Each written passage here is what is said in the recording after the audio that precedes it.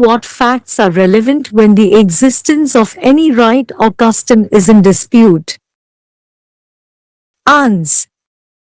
Section 13 of Indian Evidence Act lays down as what facts are relevant and may be proved when the question at issue is whether any right or custom exists.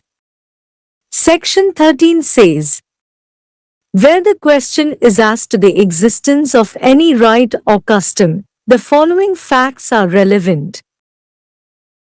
A. Any transaction by which the right or custom in question was created, claimed, modified, recognized, asserted or denied, or which was inconsistent with its existence. B. Particular instance in which right or custom was claimed, recognized or exercised, or in which its exercise was disputed, asserted or departed from. Custom. First of all, term custom is particular rule which has existed from time immemorial and has obtained the force of law in a particular locality. In Rajendra Ram V. Devendra Das, AIR 1973 SC-68 it was observed that a custom to be valid must have four essentials. A. It must be immemorial. B. It must be reasonable. C. It must have continued without interruption since its immemorial origin, and D. It must be certain in respect of its nature.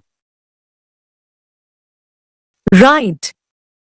There has been controversy among the different high courts about the meaning of the word right as used in Section 13, Evidence Act.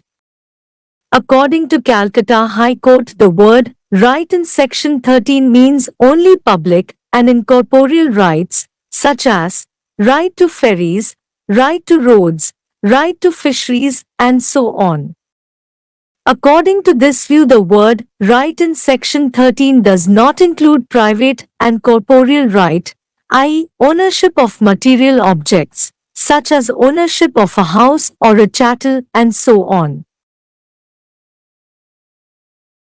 Contrary to this view of the Calcutta High Court, the High Courts of Allahabad, Bombay, and Madras have held that rights under Section 13 must be understood as comprehending all rights recognized by law, and, therefore, including a right of ownership and not being confined to incorporeal rights only.